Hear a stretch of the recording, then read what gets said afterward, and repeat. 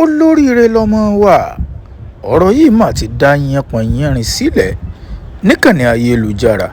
Kódà Wasila Coded òun gan ti sọ̀rọ̀ nípa ẹni tó jẹ́ bàbá ọmọ rẹ̀ eléyìí tó ṣẹ̀ṣẹ̀ bí. Gbogbo yín náà lẹ mọ̀ òṣèré orí ìtàgé ilẹ̀ Ọ̀yàn Bímpé Akíntúndé. Ọlọ́run fún un ní ọmọ tuntun lẹ́yìn bí ọdún 10 tó ti ń retí Ọlọ́run fọmọ bíbí. Ṣùgbọ́n àwọn ènìyàn tí wọ́n ń sọ yìí pé ta ni bàbá ọmọ.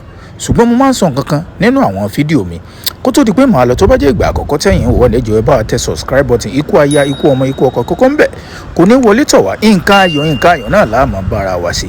Kí ni mo máa ń sọ? Mo máa ń ní ìwọ tó ò bá fẹ́ kí wọ́n sọ̀rọ̀ rẹ bóyá kó má wulẹ̀ sóríire, torí pé ayé á sọ̀rọ̀ ẹni tí ó bá ti jẹ́ olóríire. Kájẹ̀ tó wá máa sọ yìí pé àwọn tó wá jẹ́ gbajúgbajà kò sí bí wọ́n ṣe fẹ́ ṣe táyò ní máa wádìí wọn.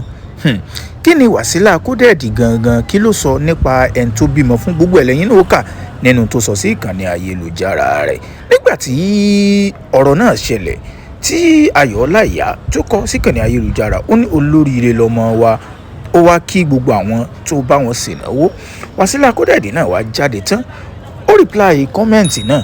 Ó ní bàbá Bùsáyọ̀ mi, bàbá àwọn ọmọ mi, aráyé kò ní gba iṣẹ́ ẹ ṣe lọ́lá Olúọba.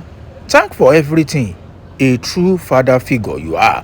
Òun gan tún wá jáde tán òun náà sọ wípé ó deserve ẹ̀. Báyìí ni àwọn ẹlẹ́nu màrímà sọ, àwọn bí mi ò rí mi ò sọ, àwọn online ìlọ̀ ni wọ́n bọ́ sí ìkànnì ayélujára. Wọ́n ní ẹ sọ fún wa ẹni tó eléyìí sọ pé ẹ sọ fún wa ẹni tó bá lọ́mọ tó bá jẹ́ pé Ayọ̀ Ọláìyá ni ẹ jẹ́ á mọ̀.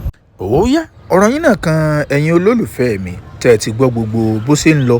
Ẹ gbọ́ ta ni bàbá ọmọ Wasila Coded? Ṣé Ayọ̀ Ọláìyá ni ká pè ní àbí ta gan ni? Èmi ò mọ̀ o. Ẹ̀yin náà lọ sí comment section.